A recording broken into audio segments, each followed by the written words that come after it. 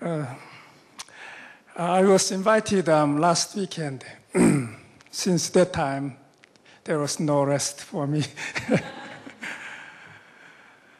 The burden was with me constantly because I'm a poor English speaker. And my English teacher here, Dr. Gale, she returns me my paper with full of red letters. And it seems that it's impossible to reduce the red letters. That's my capacity. So for those who are here to learn English, forget about it. Put it aside for a moment. Yeah. It has been my privilege to serve the Kube people and to work together with my supporting churches and with my wife and children. It's too much for me, I think. As I saw this film video clip many times, but this morning I see it again, I just cry because of the overwhelming, meaningful words of God there. So I better not attempt to preach on these verses, but I'll let you to meditate on it and get some lesson from it. And this morning time, I just want to share what God has done by using a weak and fragile person like me. God is not employing or using arrogant people, but people who are humble and who is not trusting in themselves but in Himself. So I'm standing here, nothing to hide myself behind here. I'm just trembling here like a 6-year-old boy standing in the stage of church in the Christmas Eve. So when I make mistake, just laugh. That will help me a little bit.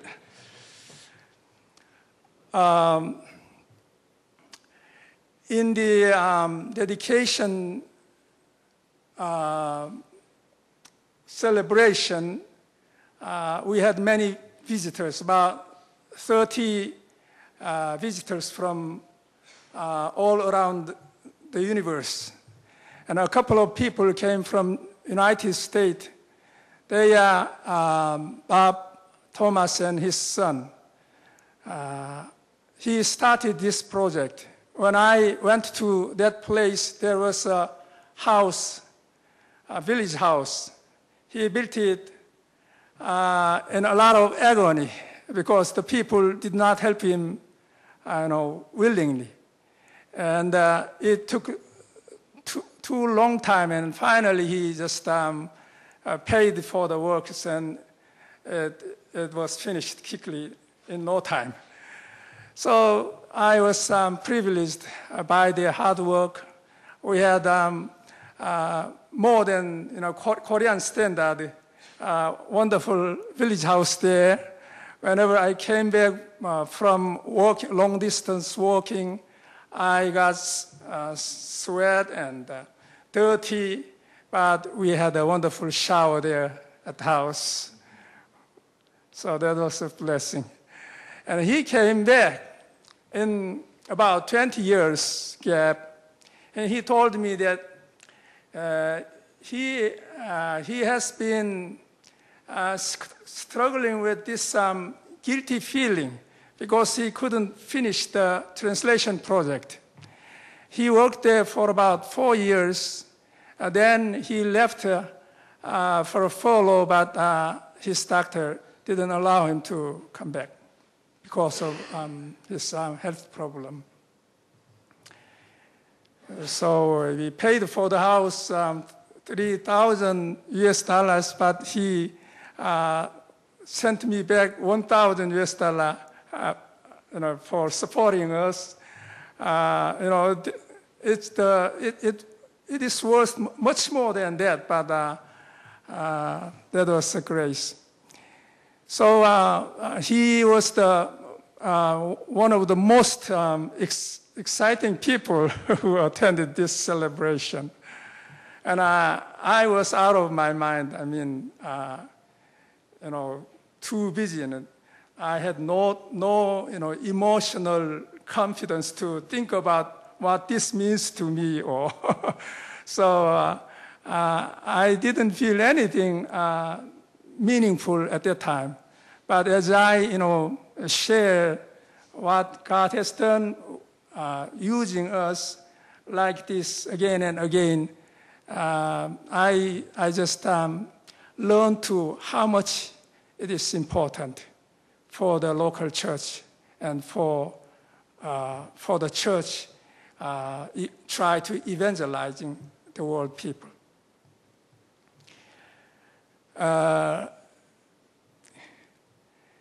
One day I was walking to the next village, and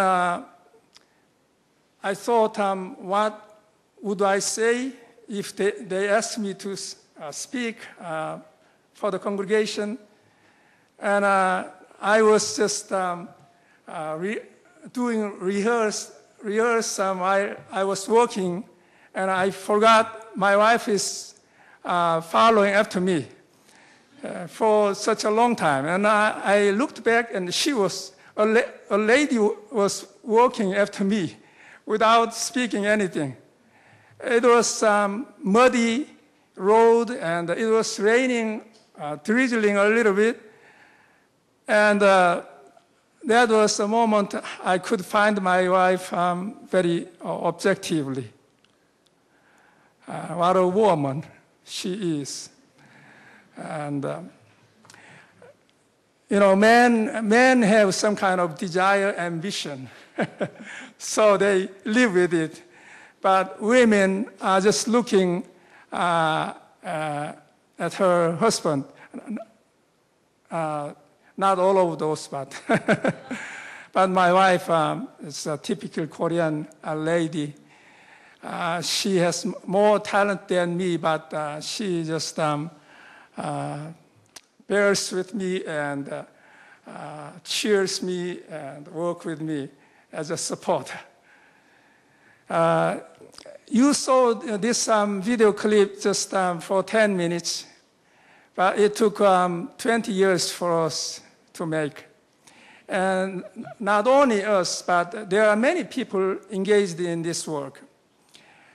We have many supporting churches.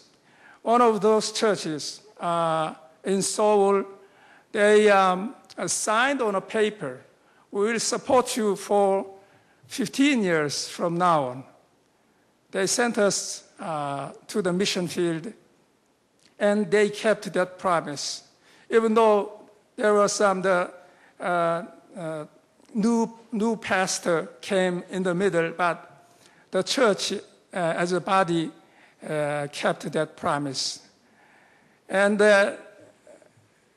now I am trying to translate the Old Testament for the same people.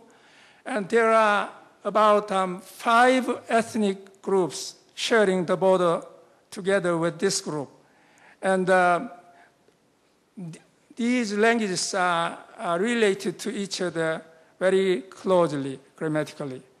So if I complete the Old Testament, there can be a base to give them because we have wonderful computer adaptation program nowadays. I try to use it. Otherwise, I would not attempt it. But when I learned how to use a paratext program, I fed the Hube New Testament and the Psalms there as a source, and also the church language Kate, the whole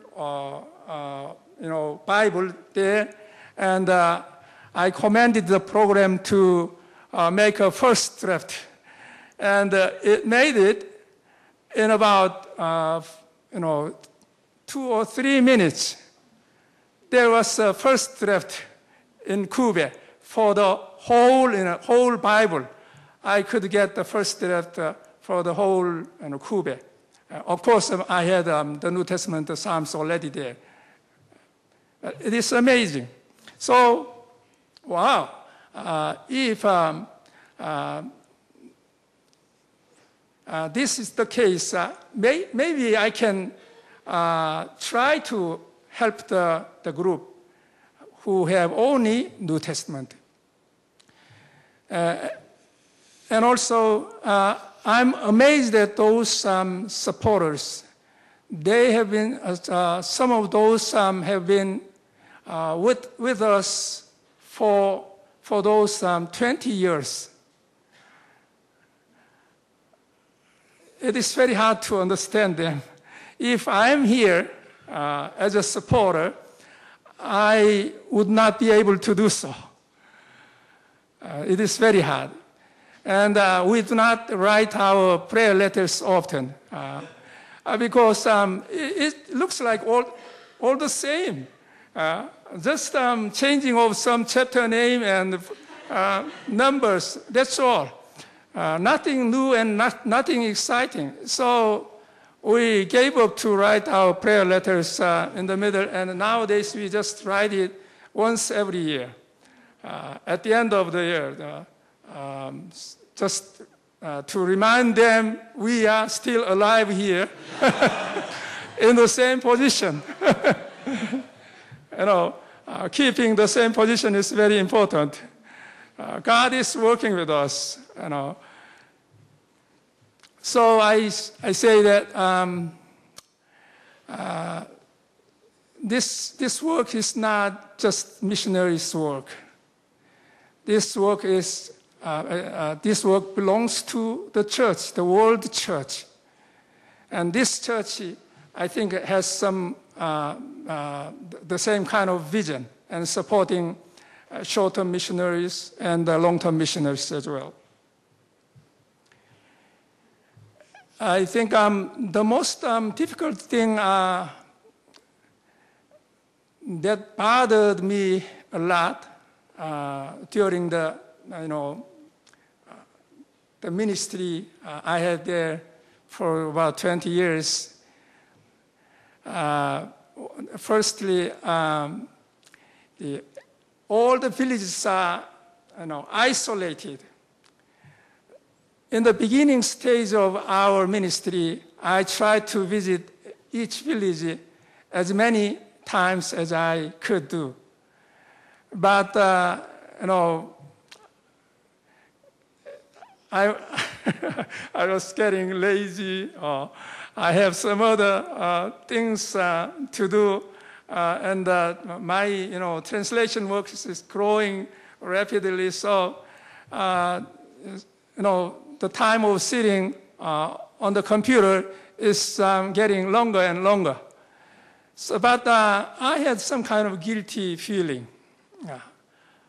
I haven't visited these villages for a long time.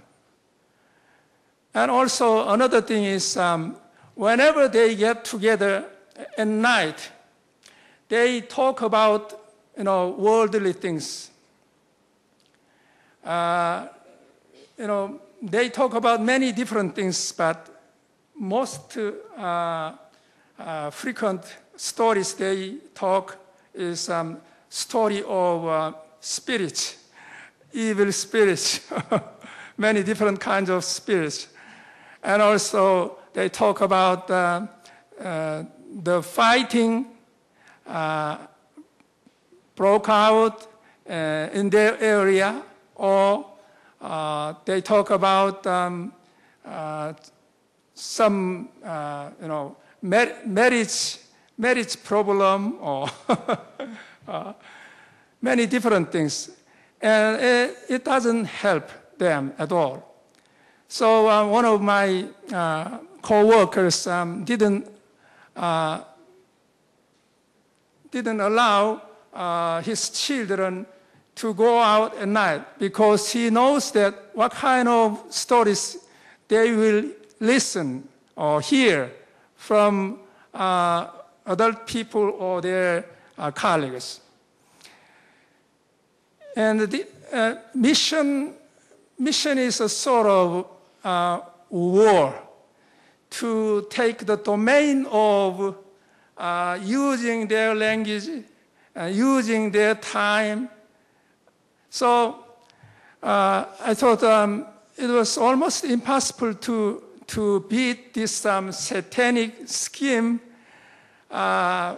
who is encouraging the people to talk about evil spirits all the time at night from evening to until morning. Then they sleep in the morning for a while and they go to their garden. And there is no time pressure at all. So whenever they get together at night, they talk about some worldly things. That bothered me a lot. And another thing is their cargo cult. Have you heard about cargo cult? Raise your hand, please. Yeah, a couple of people there. Cargo cult is a sort of religious ritual thing. They believe that they can get cargo from their ancestral spirits if they do some kind of ritual things. It's something like magic. And the cult leader tell them to throw all the money away and to kill all the domestic animals because we get rid of old things, we will get new things. That's what they say. So, nowadays some people say this Christianity is fake. Because we have been waiting for the cargo for 100 years, but still there's no fruit. So we need to, kill one black Jesus. And this is the Galilee pool, and this place is Jerusalem. And they, has wonderful, complete plan for that. When I heard this story, I was scared because they would kill someone, innocent pastor. Or actually, it happened just before I arrived there. Just before, I went out for the dedication celebration earlier than my family and other people. And I stayed there, and one lady came from long distance, from a village far from my place, and she stayed there for a while, and she didn't tell me what brought her there. And I finally asked her, what do you really want to talk to me? And she asked me, do you think cargo cult is working? And I gave her some examples across the river there, and they, about more than 90% of the Christian people here offered their money to get cargo when it comes, but it didn't happen. Even the cargo cult leader killed her child, because it was his word was not fulfilled, and he sacrificed his child. But it didn't work. I think it is this deceiving of Satan. Or some cargo cult leaders deceive you for gaining, your money, but some other people believe in it genuinely. But I don't think it's true. And she shared her own story.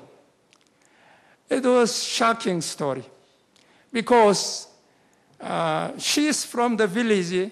I go often, and I thought the congregation of this village was the most wonderful congregation because they recently built a new permanent church building beautifully, carrying very heavy brick stones from the bottom of the mountain, and I helped him just carrying one brick stone. It almost killed me, but I just tried to show my support for them. But these villagers, about 20 years before I arrived there, 7 young people from this village killed their pastor. And one of the 7 people was the pastor's son. They believed that if we kill, this pastor, he will rise again like Jesus, and he will come back with cargo. That's their idea. And, it is very hard to understand this. And I brought one, primary school teacher to the center, and I gave him I let him to attend a training course there. And he was living with us for a couple of months, and he went back, and he was visiting each village. And what he told to the people, every village he visited, he told something like this.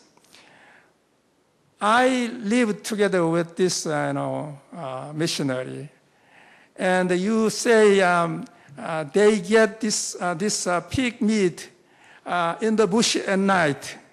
But it is not true, he said to the people, because I saw them to cut the meat and dry it and in the electronic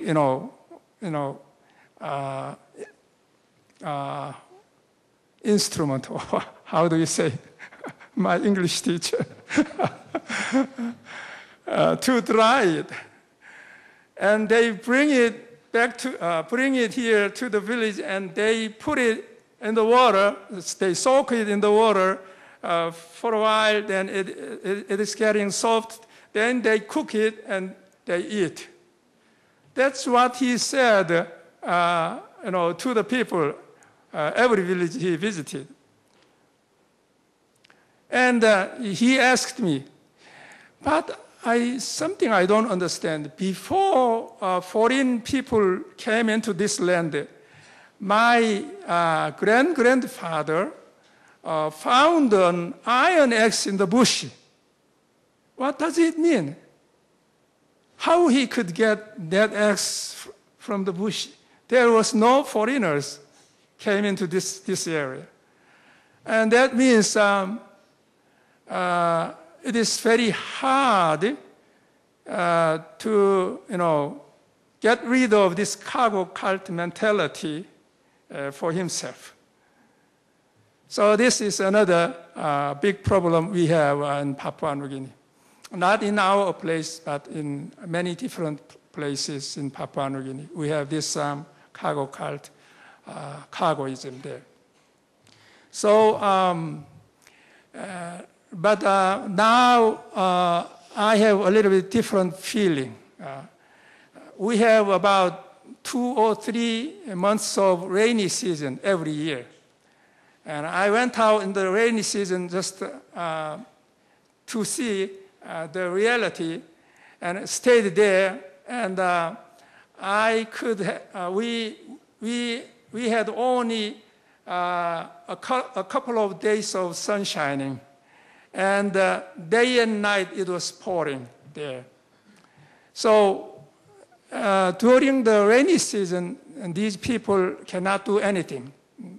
They just collect some firewood and dry it on the ceiling here, on the fireplace, and dry it. They burn it, and they sit around the fireplace, and they talk, and that's all they do.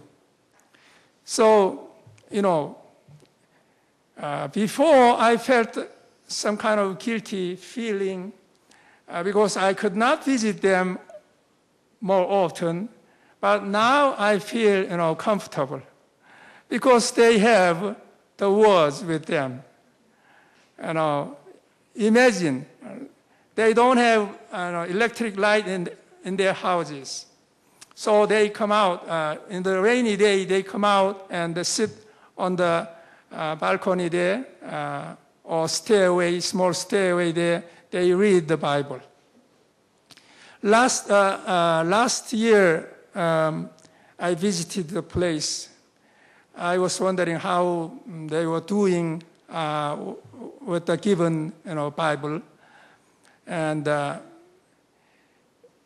it was well accepted. And all the different denominations of the local churches are using that in their official worship services. And one in the Lay City. Kube people live together, building their house close to each other. And whenever they get together, they speak in Kube. And they started a new church there. They named the church after the name of this book, Sisipa'a Belia. Sisipa'a means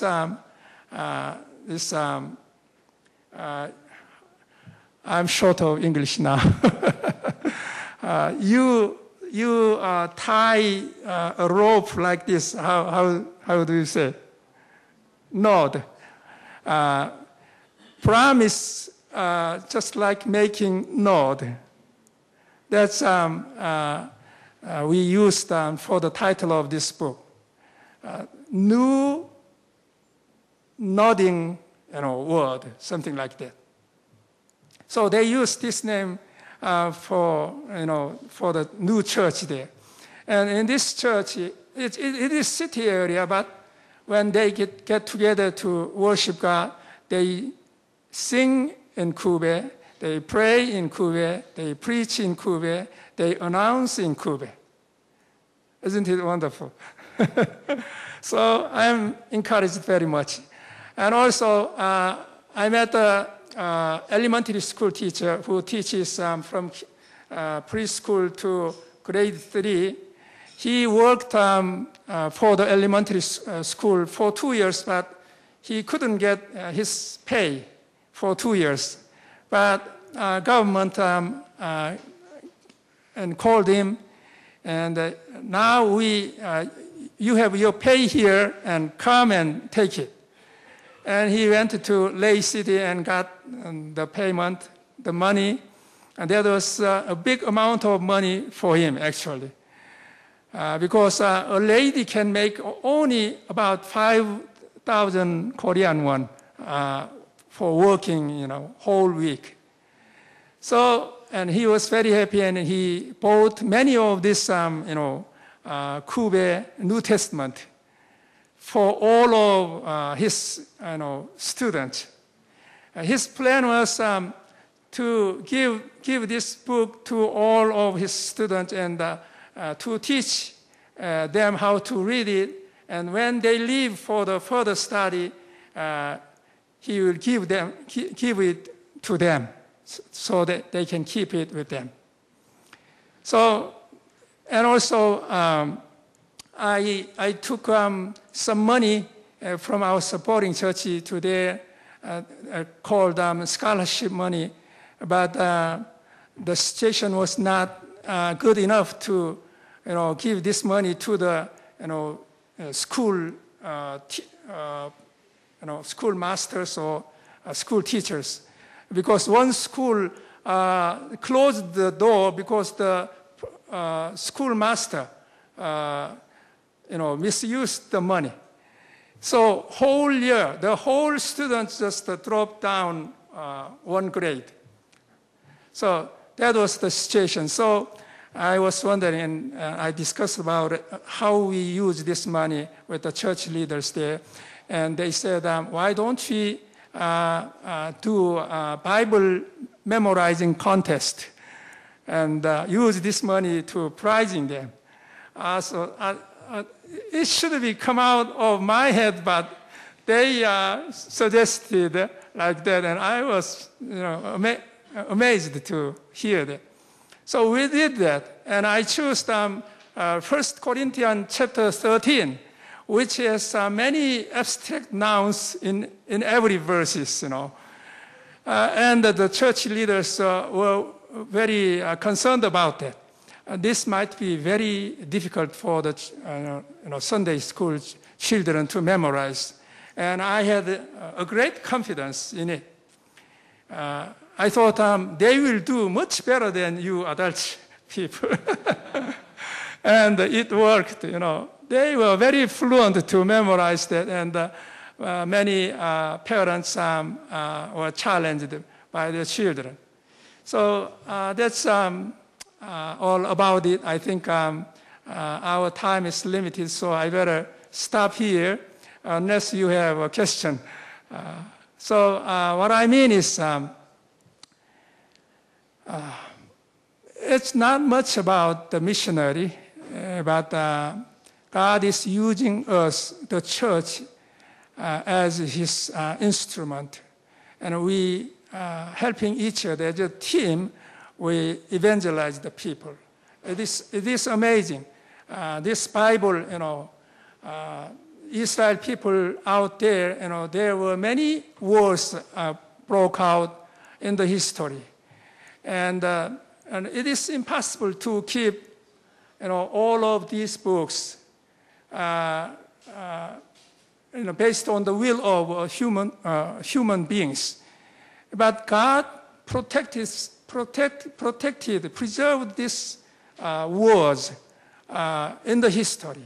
Even, the dead Hebrew language is revived by the people. We can, if you learn the classic Hebrew, you can speak the modern Hebrew. There is not much difference between classic and modern Hebrew. And so it is amazing. This is what God is doing. And He will harvest the result of the words of Himself. Amen? Let's pray together.